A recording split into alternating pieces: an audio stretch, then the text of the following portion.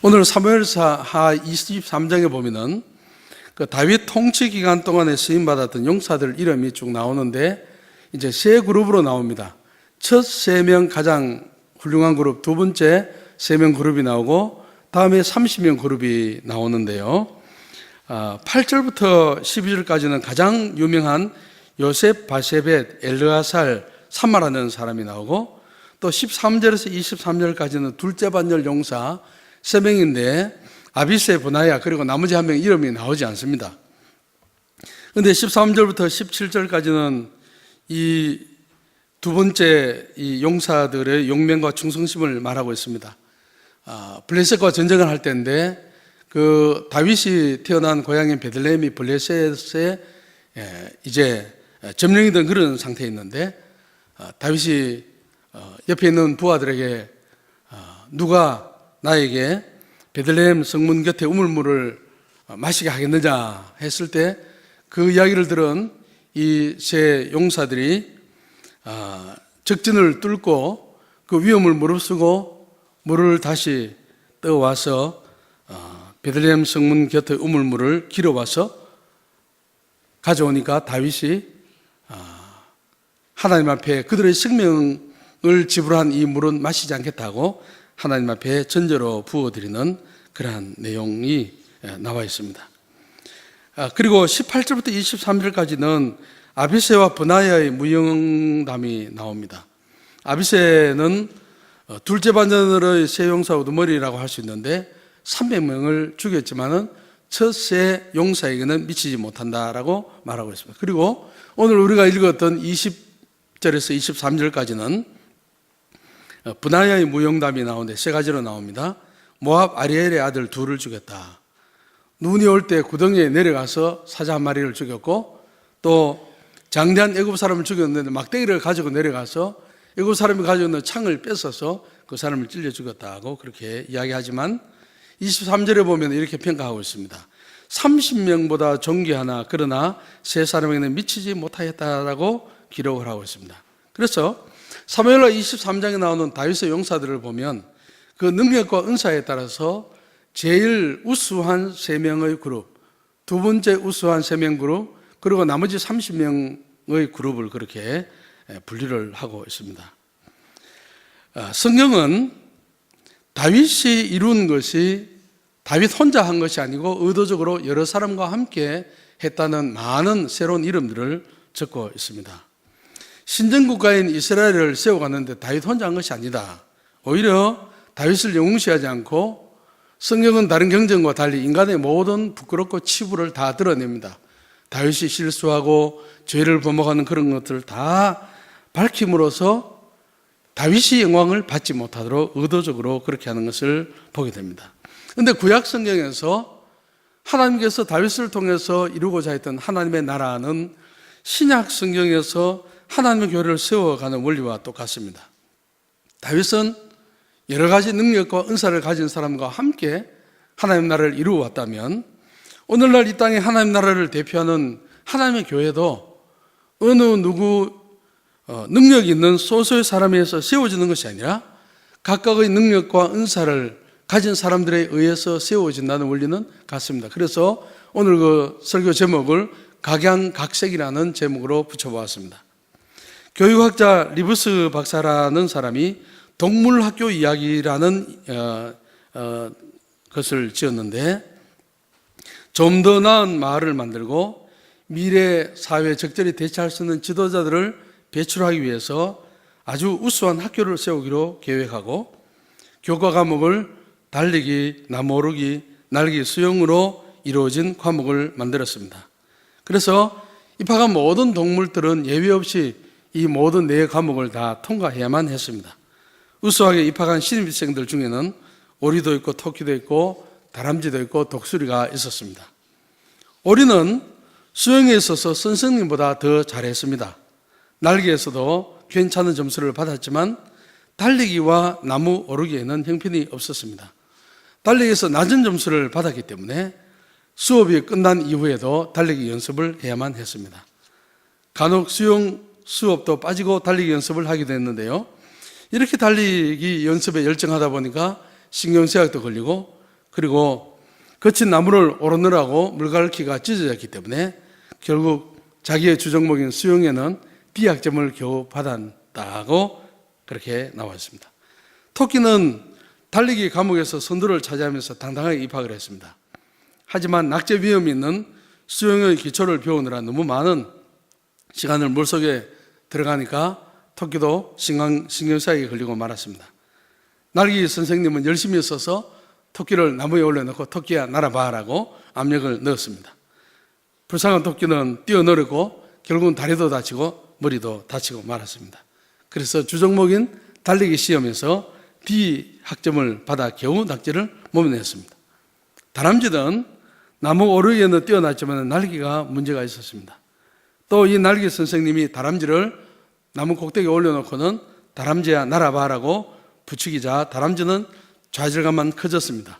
그래서 날기 연습 때문에 근육에 마비가 왔습니다. 달리기 연습 때문에 발톱이 모두 닳아서 나무를 움켜 잡을 수가 없었습니다. 그래서 나무 타기를 그만두어야 했습니다. 가장 뛰어났던 그 나무르기 분야에 겨우 D학점을 받았습니다. 독수리는 날개만큼은 자신이 넘쳤습니다. 독수리는 날개 선생님에게 자기 방식으로 나무 꼭대기에 올라갈 수 있다고 고집을 피웠습니다. 그러나 선생님은 독수리의 의견을 받아주지 않았습니다.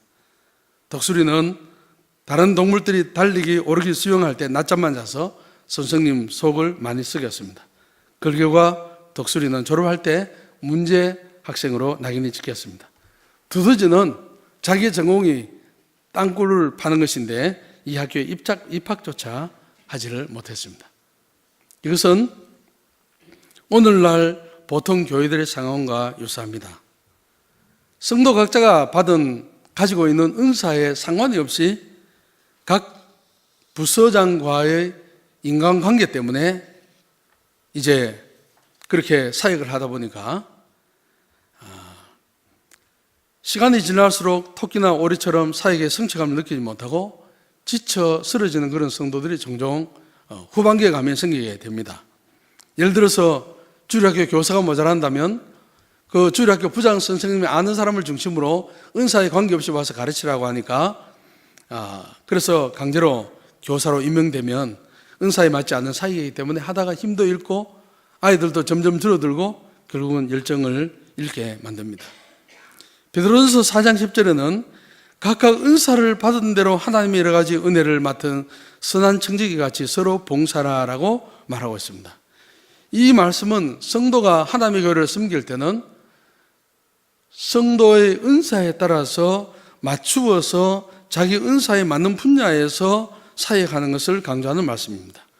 오늘 고린도전서 12장에 넘으면 은사라는 말은 헬라의 그 은혜라는 말과 어원이 같습니다. 그래서 이 은사는 사람의 어떤 노력이나 그런 데에 의해서 주어진다기보다도 하나님의 은혜로 말미암아 주어지는 것입니다. 오늘 4절에서 6절까지 보면 은사, 직분, 사역, 그것은 삼위 하나님이 주시는 것이고 11절 말씀에 보면은 바로 성령님의 뜻대로 은사를 하나님의 성령께서 각자에게 나누어 주시는 것이라고 말씀하고 있습니다. 오늘 이 본문에는 9가지 은사만 나와 있지만은 신구약 성경에는 전체 다 큰 그룹으로 묶으면 23가지 은사가 있는데 한번 들어보시기 바랍니다. 지혜, 지식, 믿음, 병고침, 능력, 예언, 영분별, 방언, 통역, 개척, 교사, 섬김, 관리, 행정, 지도력, 권면, 구제, 긍휼, 전도, 목양, 대접, 제주, 이건 도구로 뭘 다루는 것이고 도고기도, 예능 등으로 분류할 수가 있습니다. 이제 시간 관계상 이러한 은사 각각에 대한 설명은 생략하도록 하겠습니다. 자, 7절을 보시기 바랍니다. 우리가 7절을 함께 같이 고린도전서 12장 7절을 함께 같이 읽겠습니다. 시작. 각 사람에게 성령을 나타내심은 유익하게 하려 하심이라. 은사를 주신 목적은 유익하게 하란다. 무엇을 유익하게? 성도들의 공동체인 하나님의 교회를 유익하게 하기 위해서 이 은사를 주신 것이죠. 그러면 우리가 이 은사를 주신 목적을 분명히 하면은 우리는 이 은사는 개인의 자랑거리를 위해서 주는 것이나 또한 내가 다른 사람보다 무엇을 잘한다고 의시되기 위해서 주는 것이 아니고 하나님의 교회에 덕이 되게 하기 위해서 준 것입니다. 그래서 우리가 어떤 은사가 있다 할지라도 하나님의 교회를 유익되게 또한 덕이 되게 하지 않는다면 그 은사는 포기할 줄 알아야 합니다. 성령교회 정필도 목사님 테이프를 많이 성교제 있을 때 들었습니다. 한 번은 기도원에 올라왔던 성도가 다른 사람의 잘못이 보이는 그런 은사를 받은 거예요. 보면 다 보이는 겁니다. 목사님에게 찾아왔을 때 목사님이 매우 크게 꾸중을 했습니다.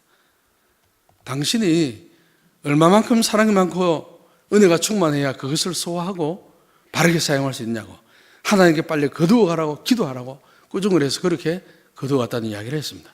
그렇습니다. 은사는 교회의 유익을 위해서 사용해야 하는 것입니다. 그리고 은사로 사역하는 사람과 기질로 사역하는 사람은 다릅니다. 기질로만 일하는 사람은 교회에서 다른 사람의 제재를 받으려고 하지 않습니다. 끝까지 자기 고집대로 합니다. 그러나 성령 은사는 오케스트라와 같습니다. 한 사람의 지휘자에 따라서 모든 그 음악이 일사불란하게 움직이듯이 협력을 하게 됩니다. 에베소서 4장에 너희가 부르심을 받은 일에 합당하게 행하여 모든 겸손과 온유하고 오래 참음으로 사랑 가운데서 서로 용납하고 평안에 매는 줄로 성령이 하나 되게 하신 것을 힘써 지키라라고 말씀하고 있습니다. 하나님은 질서의 하나님이신데 모든 은사를 사용할 때 교회 내에서 하나님께서 세워주신 영적인 권위의 지도 아래 사용하는 것은 지극히 마땅한 일입니다. 은사를 잘못 사용해서 교회가 시끄러운 것은 하나님이 세우신 그 교회의 직분의 그 권위에 순종하지 않기 때문에 일어나는 것이죠. 하나님께서 은사를 주신 목적은 하나님의 교회에 건강하게 세우기 위해서 그렇게 하시기 때문에 내가 가진 그 고집이나 그런 것들을 버리고 또 다른 사람과 비교해서 판단하거나 하지 아니하고 자기에게 맡겨진 사명을 착실히 감당하는 것이 바로 하나님께 영광이 돌아가는 것입니다. 그리고 고린도서 12장 12절부터는 바울은 교회를 몸으로 비유를 하고 있습니다. 고린도 교회는 분포와 분쟁이 있었습니다. 그래서 사도 바울은 이 몸을 비유를 하면서 그리스도의 교회는 우리 몸의 지체가 연합이 돼서 하나의 몸이 되는 것처럼 그리스도의 교회도 모든 각자 다른 은사를 가진 사람이 합쳐서 하나의 그리스도의 몸된 공동체가 된다고 가르치고 있습니다. 12절에 보면은 몸은 하나인데 많은 지체가 있고 몸의 지체가 많으나 한 몸과 같이 그리스도도 그러하다라고 말하고 있습니다. 여러분들 우리 몸을 보통 이야기를 할 때 오장육부, 사지백체 그런 식으로 해서 뭐 장기관, 팔, 다리 그리고 모든 지체를 이야기하지 않습니까? 그런데 우리가 많은 지체들을 가지고 있지만은 이 지체들이 우리는 하나라는 느낌을 가지는 것이죠. 왜 그러냐 하면은 모든 지체가 하나 되어서 각자의 역할을 하며 움직이기 때문에 우리는 많은 지체를 가지고 있으면도 많은 지체를 가지고 있다고 느끼지 않은 것입니다. 여기 말씀해 보면은 건강한 몸은 모든 지체가 독립된 존재로 자기를 주장하지 않는다고 말하고 있습니다. 예를 들어서 발이 자기는 손이 아니기 때문에 몸에 붙어 있지 않다고 해도 몸에 붙지 않는 것이 아니고, 귀가 나는 눈이 안 오므로 몸에 붙지 않았다 할지라도 몸에 붙어 있지 않은 것이 아니다. 다시 말하면 서로 다르지만 모두가 몸에 붙어 있다는 것입니다. 여기서 중요한 것은 한 몸에 붙어 있지만은 각각의 지체가 다르다는 것입니다. 이것을 우리는 지체의 원리라고 합니다. 바울은 몸의 지체의 원리를 교회에 적용을 하고 있습니다. 교회 성도들은 제각각 모든 것이 다른 것이 지극히 당연하고 달라야 합니다. 가르치는 사람이 있고 배우는 사람이 있고 도움받는 사람이 있고 도운 사람이 있고 다 다릅니다. 여러분들 앞에 지금 사람이 있습니다. 성도들 옆에 있고 뒤에 있고 전도자 앞뒤에 다 있습니다. 그런데 우리는 나의 전도자 앞뒤에 다 앉아있는 이러한 사람들이 나와 상관이 없는 사람이 아닙니다. 아주 소중한 지체입니다. 왜 그러냐? 우리는 한 몸이 되었기 때문입니다. 언제 한 몸이 되었느냐? 12장 13절에 나옵니다. 고린도서 12장 13절 함께 합독하시겠습니다. 시작. 우리가 유대인이나 헬라인이나 종이나 자유인이나 다 한 성령으로 세례를 받아 한 몸이 되었고 또 다 한 성령을 마시게 하셨느니라. 우리가 언제 한 몸이 되었는가? 우리가 각자가 그리스도의 십자가의 권능을 믿음으로 죄사함 받고 세상의 것과 분리되어서 하나님의 성령께서 나에게 들어오실 때 같은 성령을 받아서 우리 모두 다는 하나로 연결되었다는 것입니다. 그래서 믿는 우리들은 지체의식을 가지는 것이 매우 중요합니다. 우리는 가끔씩 그리스도 안에서 지체의식이 위협을 받을 때가 있습니다. 무엇 때문에 위협을 받겠습니까? 서로 경쟁하고 비교할 때 지체의식은 끼어집니다. 나를 남과 비교하면 두 가지 현상이 생깁니다. 나보다 못한 사람 만나면 우월한 의식, 교만한 마음이 생기고 나보다 잘한 사람 만나면 열등의식이 생깁니다. 열등의식이 생기면 내가 하고자 하는 모든 그 의지가 없어집니다. 힘이 빠집니다. 교만한 마음에 사로잡히면 판단하고 말이 거칠어지고 교회를 어지럽게 하게 됩니다. 혹 여러분들이 신앙생활을 하면서 다른 사람과 비교해서 나는 저 사람만큼 기도 못하고 저 사람만큼 흥음도 못하고 저 사람만큼 헌신 못하고 그런 마음을 가지고 마음에 많은 범민을 느끼고 그렇게 한 분들이 있는지 모르겠습니다. 만약 여러분들이 신앙생활을 하면서 이런 마음이 생기면 하나님 앞에서 하나님 내가 잘못 이해한 것을 용서해 주시고 어리석음을 용서해 주시고 회개하면서 주님께서 주시는 평강을 누리기를 간절히 바랍니다. 내가 가진 것이 없어도 내가 힘이 없고 나이가 많아도 남들만큼 잘하는 것이 없어도 많이 배우지 못해도 내가 하나님의 교회를 위해서 간절히 기도 한마디만 해도 우리가 하나님을 온 몸과 마음과 정성을 다해서 다 사랑할 수가 있는 것입니다. 내가 가진 것만 가지고도 내가 할 수 있는 것만 가지고도 하나님을 얼마나 사랑할 수 있고 주님의 몸된 교회를 섬길 수가 있는 것입니다. 그러면서 바울은 22절에서 24절에 보면은 약한 지체가 더 소중하다, 보이지 않는 지체가 더 소중하다 그렇게 말하고 있습니다. 그런데 한 번은 손과 발과 입이 자기들이 이야기를 하다가 이 몸속에 있는 위에 대해서 불평을 하게 되었습니다. 우리는 열심히 일을 해서 위 속에 음식을 부지런히 넣어주는데 그냥 이 위는 염치 없이 받아먹기만 하고 있느냐. 그래서 손과 발과 입이 파업을 했습니다. 손과 발은 먹을 것을 가져오지도 않고 입은 먹을 것을 삼키지도 않았습니다. 며칠을 지나니까 손과 발은 맥이 탁 풀리고 입은 혀를 놀릴 수도 없고 다리는 힘이 없어서 후들후들 휘들휘들 떨리기 시작했습니다. 여러분들, 우리가 교회 생활을 하면서 어떤 사람은 차라리 저 사람은 없어지면 좋겠다라는 마음을 가지고 저 사람 다른 데로 좀 옮겨주지 않나라는 마음이 들지만 그러나 바로 그러한 사람 때문에 우리 교회가 더 건강해질 수 있다는 것을 우리는 깊이 새겨야 할 것입니다. 한때 맹장이나 편도선 이런 것들이 필요 없다고 해서 그냥 가만히 있는 명장, 편도를 막 떼낼 때가 있었습니다. 나중에 알고 보니까 의사들이 가만히 보니까 그거 없으니까 문제가 생기는 겁니다. 하나님은 우리 몸에 있는 각 지체 중에 평소에 생활하는데 전혀 사용하지 않는 것 같아도 그것이 다 사용되는 것을 알게 되죠. 교회도 이와 같습니다. 우리는 내가 볼 때 별 필요가 없게 보이는 약한 신자, 우리 교회에 별로 도움이 되지 않은 그러한 사람도 귀하게 생각해야 합니다. 겉으로 드러나지 않게 저 사람이 뭐 하는지는 모르는 그런 사람들이라 할지라도 우리는 귀하게 여겨야 합니다.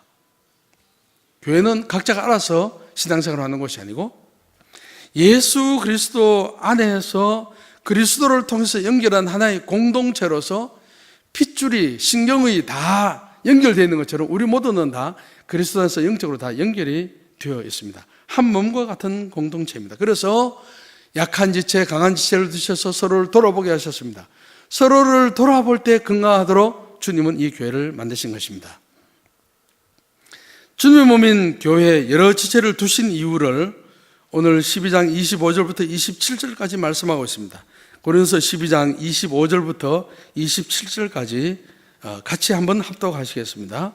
25절부터 27절 시작. 몸 가운데서 분쟁이 없고 오직 여러 지체가 서로 같이 돌보게 하셨느니라. 만일 한 지체가 고통을 받으면 모든 지체가 함께 고통을 받고 한 지체가 영광을 얻으면 모든 지체가 함께 즐거워하느니라.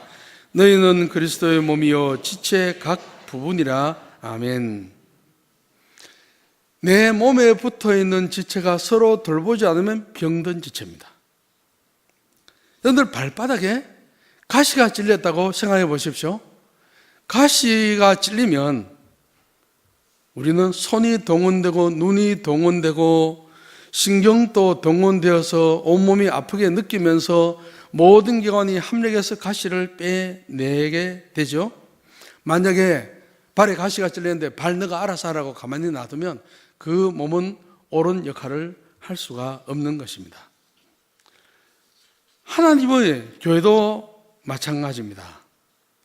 건강한 몸의 지체에 한 곳에 고장이 나도 모든 사람이 아픔을 느끼듯이 하나님의 교회, 건강한 교회라고 하면 그리스도를 머리로 해서 모든 지체들이 생활하면서 한 사람에게 문제가 있으면 그 모든 아픔이 전달이 되어야 정상이라는 것입니다. 그 지체들과 모양과 기능이 다 다르지만 통일성을 가지고 있고 동시에 다양성을 가지고 있습니다. 그래서 우리는 교회 안에서 다른 것과 틀리는 것을 잘 구분해야 합니다. 제가 서양 선교사들하고 오랫동안 생활을 하면서 하나 느낀 것은 이겁니다. 서양 선교사들은 한국 선교사들보다는 그 다른 사람과 다르고 한 것들을 잘 인정해 주는 그런 것입니다. 흑백 문화가 우리보다는 좀 덜하다는 것을 느꼈습니다. 우리는 그 OX 문제만 많이 하다 보니까 흑백 문화에 많이 젖어 있지 않습니까? 사랑하는 성도 여러분, 지체마다 서로 다르기 때문에 배척하기 시작하면 그리스도의 몸인 교회는 건강할 수가 없습니다. 지체는 자기 혼자만을 위해서 존재하는 것이 아닙니다. 한 지체가 고통받으면 모두에게 다 연결되는 것이 바로 지체의 원리인 것입니다. 고린도 교회를 보면 은사의 문제에 있어서 문제가 되었던 것은 다른 사람들에게 나타낼 수 있는 병 고치는 은사, 귀신 쫓아내는 은사, 능력의 은사, 이런 것들은 굉장히 귀중하게 취급된 반면에 지혜나 지식이나 믿음 은사 등 고귀한 은사이긴 하지만 겉으로 사람들에게 드러나지 않은 은사들에 대해서는 좀 이렇게 천시하는 그런 경향이 있었습니다. 그래서 사도 바울은 하나님으로부터 받은 성도들을 각각의 은사가 성령 안에서 하나로 통일되어서 그리스도의 몸을 세워간다고 말씀하고 있습니다. 아까 제가 23가지 은사를 말씀을 드렸는데요. 제가 이 시간에 말씀드리고 싶은 것은 그 23가지 중에 가장 귀한 은사는 바로 하나님의 말씀을 가르치는 은사입니다.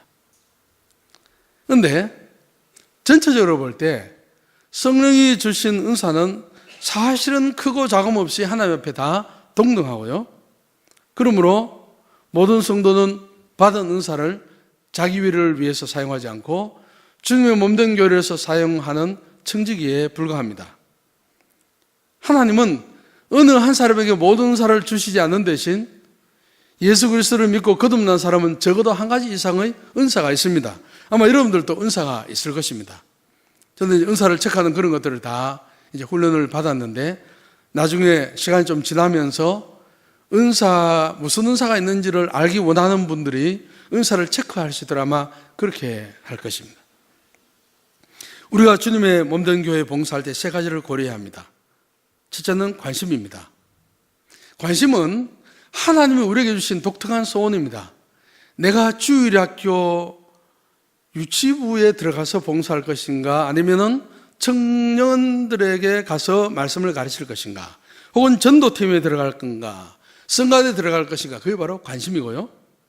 그 다음에 2번째는 은사입니다. 주님의 몸된 교회 유익을 위해서 성령께서 나에게 주신 특별한 선물입니다. 이것은 하나님이 나를 설계하신 그런 부분이라고 할 수 있습니다. 은사는 사용할수록 발전하게 되고 사용하지 않으면 쇠퇴하게 됩니다. 그 다음에 성격이 있습니다. 타고난 성향. 어떤 사람은 말하고 행동하고 결정하는 데 타고난 성향이 있습니다. 그것이 바로 성격입니다. 모태로부터 지음을 받은 것입니다. 예를 들어서 충동적이고 진득하지 못한 베드로에게 노아에게 방주를 지으라고 했던 120년 동안 방주를 지으라고 했으면 노아는 진득한 사람이었기 때문에 120년 동안 못하고 망치를 가지고 똑딱똑딱 하면서 하루 이틀도 아니고 120년 동안 배를 지을 수 있었지만 성질 급한 베드로에게 망치를 주고 못 가지고 했으면 하루도 안 돼가지고 때려치우고 못 해먹겠다고 했을 것입니다. 주님이 표값을 지불하시고 교회를 이 땅에 세우신 목적이 있습니다. 한 5가지. 그 중에 제일 중요한 것은 예배입니다. 교회는 하나님을 예배하기 위해서 존재하는 것입니다. 그리고 두 번째는 하나님을 예배하기 위해서 들어온 성도들을 그리스도의 장성한 분량에 양육하는 것인데 제자 훈련이라고 붙일 수도 있겠습니다. 그리고 그 다음에 전도인데 우리가 하나님을 예배하고 그리스도의 장성한 분량까지 자라서 세상을 향해서 줄 수 있는 가장 좋은 것은 바로 하나님의 말씀, 그리스도의 복음입니다. 그러면서 이 복음을 가까이도 전하고 멀리도 전해야 돼. 우리가 다 갈 수 없기 때문에 국내 미자립 개척교회를 위한 기도와 헌금, 해외 선교를 위한 기도와 헌금하는 것도 다 전도에 포함이 되는 것입니다. 네 번째는 교제인데 예수 믿는 그 순간부터 하나님의 자녀가 되었습니다. 그리스도의 피로 하나의 형제가 되었기 때문에 우리는 하나의 영적인 가족입니다. 마지막 5번째는 봉사입니다. 내 이웃을 내 몸같이 사랑하라. 그것은 바로 봉사를 말하고 있습니다. 이웃을 봉사한 데는 복음 전파만으로 이루어지지 않습니다. 도움이 필요한 이웃에게 여러 가지 구제와 봉사를 통해서 섬기는 것인데 우리 교회는 구제부가 있고 또한 희망부가 있고 또 성로 아카데미가 있습니다. 이것도 다 봉사에 해당합니다. 이것을 볼 때 서울시민교회는 상당히 건강한 편에 속합니다. 이 5가지가 상당히 균형 있게 나갑니다. 하나님의 교회는 교회의 숫자, 규모에 관계없이 이 5가지를 골고루 다 하는 것이 하나님의 기뻐하신 뜻입니다. 물론 교회 개척 초기에는 교인들이 별로 없기 때문에 해외 선교 같은 건 다 할 수가 없죠. 그러나 교회가 점점 성장하면서 이 5가지 문제를 다 하는 것입니다. 그러나 또 하나는 교인 개개인은 5가지를 다 할 수가 없어요. 은사에 따라서 5가지에 다 배치되어서 자기가 잘할 수 있는 분야에서 섬기는 것입니다. 여러분들 집에 돌아가시면 우리 교회 1년 동안 나와 있는 거 요람 한번 보시기 바랍니다. 그 요람을 보시면 서울시민교회 재직회 그룹 조직이 나와 있습니다. 교회 5가지 목적과 관련돼서 분리된 것을 보게 됩니다. 예배, 찬양, 양육, 선교, 복지, 섬김, 나눔, 경조, 전도 등등으로 나눠져 있습니다. 그런데 우리 서울시민교회 좋은 점 중에 하나는 전도팀이 상시로 운영되고 있다는 것입니다. 비가 와도 나가고 눈이 와도 나가는 전도팀이 있죠. 어느 한 이웃에 있는 교회 목사님이 저에게 서울시민교회 전도팀이 가장 부럽다 그렇게 했습니다. 자기 교회는 전도하려고 사람 불러도 다 직장 가기 때문에 전도할 만한 사람이 없대요. 그런데 우리 서울시민교회는 전도하는 사람이 늘 있다는 것이죠. 전도하기 심히 어려운 시대를 맞았지만은 전도팀이 있기 때문에 새 가족이 들어와서 정착하고 교회를 건강하게 하는데 아주 크게 기여를 하는 그런 팀입니다. 전도는 주님의 지상 마지막 명령이기 때문에 모든 사람이 다 전도해야 되지만 또 다른 측면도 있습니다. 전도의 은사가 있는 측면도 있습니다. 아까 제가 23가지 은사를 말할 때 전도도 포함이 되었습니다. 그런데 우리 전도팀에는 은사가 있는 사람도 있고 은사가 없는 사람도 있습니다. 그런데 이 전도팀에 속한 사람은 어떤 태도를 가져야 할까요? 오늘 고린도전서 12장 말씀에 의하면 전도하는 사람이 여기 전도팀 안에 있을 겁니다. 나는 전도하는데 당신은 뭐하고 있느냐? 그런 마음을 가지는 것은 옳지 않습니다. 그것은 교만한 태도입니다. 어떤 이유든지 하나님이 주신 은사를 경쟁하고 시기하고 비교하고 질투하는 방식으로 사용하는 것은 잘못입니다. 우리가 교회 봉사하는 목적은 하나님께 영광을 돌리고 서로에게 유익을 주고 이웃을 섬기고 하나님의 교회를 건강하기 위해서 우리가 은사를 가지고 봉사를 하는 것입니다. 오늘 우리가 읽은 사무엘하 23장 본문은 다윗 용사들의 능력과 은사에 따라서 세 가지 그룹으로 분류하고 있습니다. 다윗이 세우고자 했던 신정국가 이스라엘은 옛 언약에 따른 공동체라면 신약시대 이 교회는 새 언약에 따른 하나님의 새로운 공동체라고 할 수 있습니다. 그래서 구약의 언약 공동체나 신약의 언약 공동체나 다 원리는 세워가는 원리는 같습니다. 교회 안에는 여러 가지 은사가 다른 분들 혹은 직분이 다르고 나이가 다른 세대들이 모여 있습니다. 다양한 지체들이 서로 다르다는 것을 인정하고 이해하고 용납하고 존중하고 양보할 때 바로 이 모든 지체가 서로 부딪힘이 없이 각자 역할을 하면서 건강하게 나아갈 수 있습니다. 로마서 12장 4, 5절을 보면은 우리가 한 몸에 많은 지체를 가졌으나 모든 지체가 같은 기능을 가진 것이 아니니 이와 같이 우리 많은 사람이 그리스도 안에서 한 몸이 되어 서로 지체가 되었느니라고 말하고 있습니다. 키가 큰 사람이 있고 작은 사람이 있습니다. 그러나 여러분들 키가 크고 작고 잘나고 못나고보다 더 중요한 것은 몸이 건강한 것이죠. 주님의 몸된 교회도 마찬가지입니다. 교회의 외적인 규모, 성도들이 모이는 숫자 상관이 없습니다. 큰 교인이 많이 있는 교회인데도 건강하지 않은 교회가 있고 교인이 30명 모이는 교회인데도 건강한 교회가 있을 수가 있습니다. 건강한 교회는 예수님의 제자들처럼 다양성을 인정하는 그러한 교회입니다. 예수님의 제자들은 성격과 직업과 출신지가 다른 사람들로 구성이 되어 있습니다. 급한 성격을 가진 베드로가 있었고 또 어떤 정체적인 성향을 가진 열심당원 시몬이 있었습니다. 여러분들 로마 정부를 위해서 세금을 걷어주는 마태하고 또 로마 정부로부터 독립운동을 일으키고자 하는 열심당원 시몬은 원수지간입니다. 정치적으로 볼 때. 그런데도 그들은 그리스도의 같은 제자로 한 몸이 되어서 주님의 제자가 되었지 않습니까? 그들은 예수 안에서 복음을 증거했습니다. 건강교회란 바로 그런 것입니다. 각 지체는 다른 지체가 하는 일을 방해하지 않고 먼저 자기가 해야 할 책임과 의무를 다하는 그러한 교회입니다. 이제 말씀을 마무리하겠습니다. 우리 서울시민교회는 이제 청작년에 해당하는 40주년 기념을 앞두고 있습니다. 우리 교회에 속한 모든 성도들이 서로 돌아보고 협력하는 지체가 될 때 주님의 몸된 교회는 시간이 가면서 부흥하고 성장할 것입니다. 건강한 교회는 가만히 놔둬도 성장하도록 되어 있습니다. 병이 걸리지 않은 아이는 가만히 놔둬도 성장하는 것과 같은 의지입니다.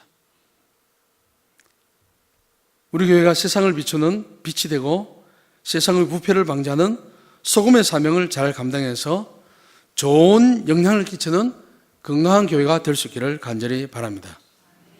우리가 함께 힘을 합하여서 주님 다시 오실 때까지 주께서 주신 사명을 끝까지 잘 감당함으로 하나님께 끝까지 영광 돌리는 은혜와 복을 누리는 우리 모두가 될 수 있기를 간절히 바랍니다.